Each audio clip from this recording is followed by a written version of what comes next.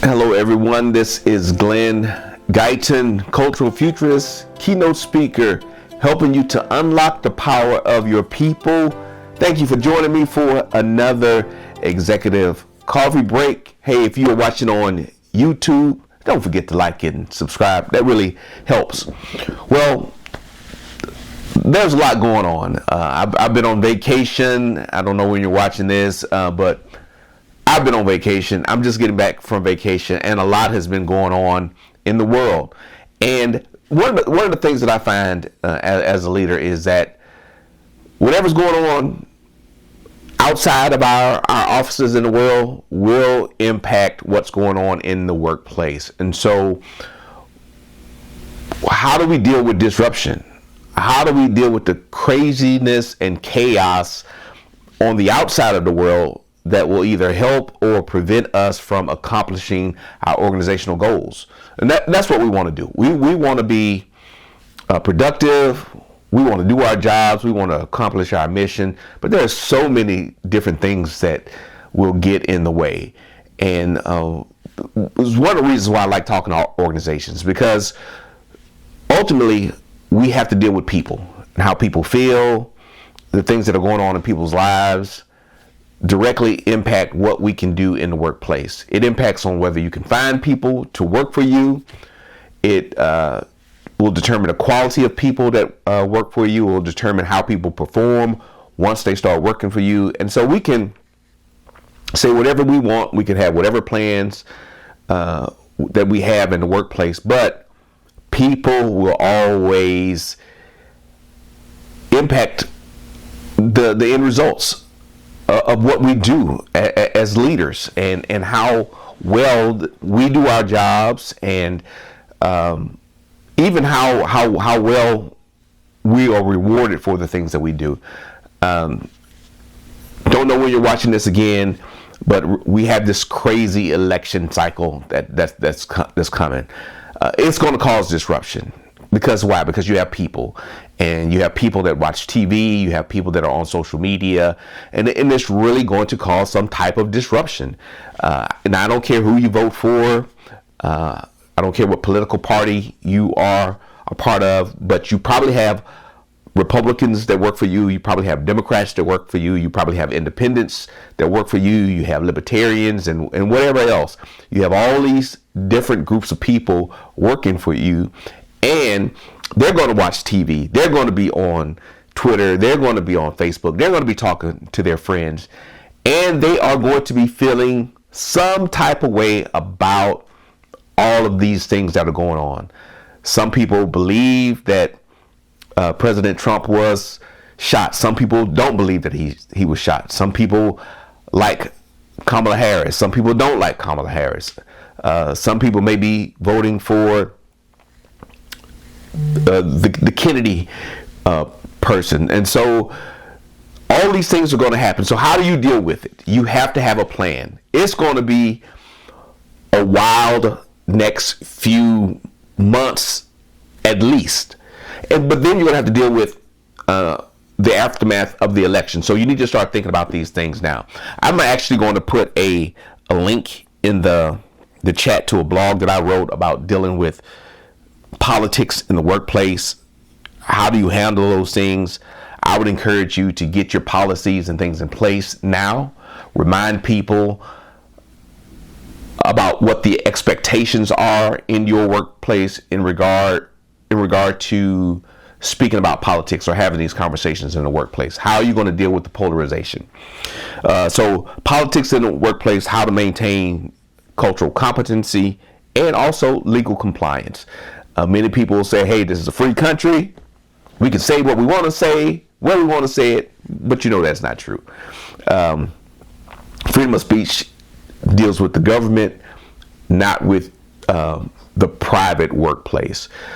And so you can limit speech. How are you going to limit speech? Because you probably want to. You probably want to limit the discussions that happen in your workplace. You want to control the environment. We all do as leaders, because you have a mission, you have goals, you have core values, you have specific things that you want to address. And if people are spending all their time talking about what they saw on CNN and Fox News, you're not going to get the things done that you want to get done. So make sure you set clear expectations. That's the starting point. Get a sense of who is in your workplace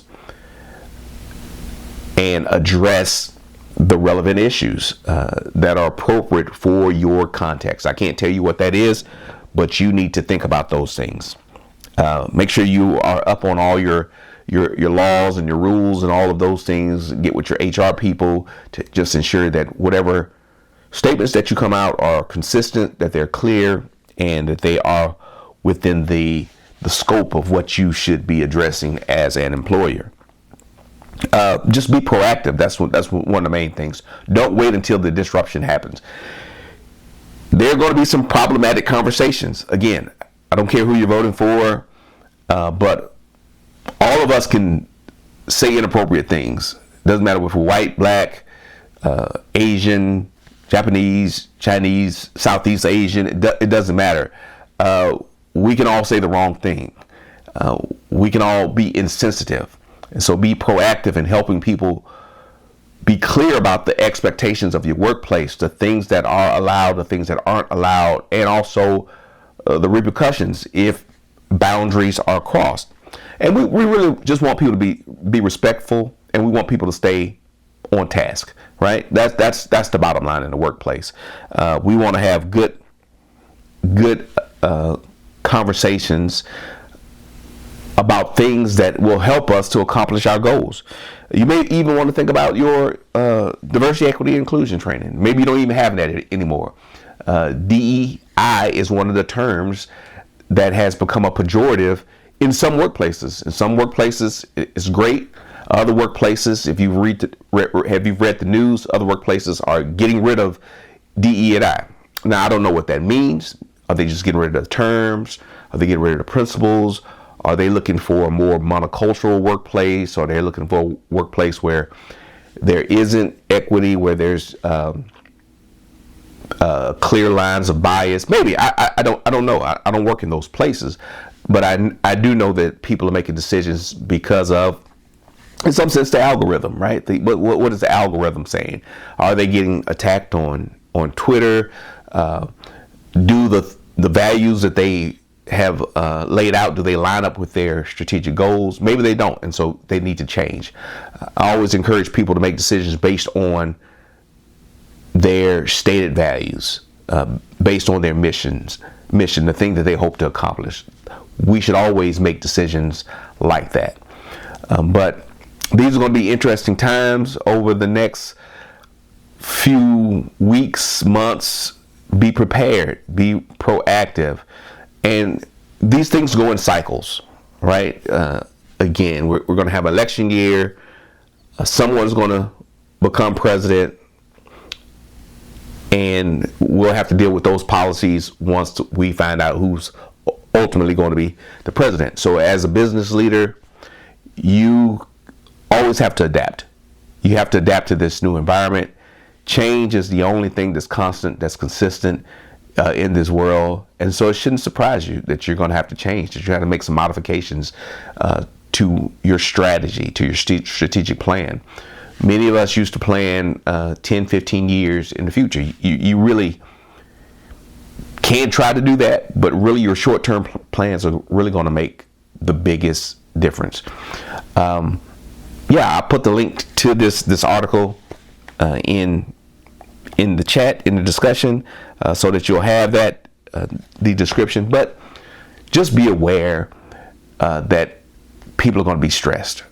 A lot of people are going to be stressed. I don't care what side you're on. People are going to be stressed. They're going to be stressed because many people feel like they're losing something. And so I hope you can be empathetic to all of your employees.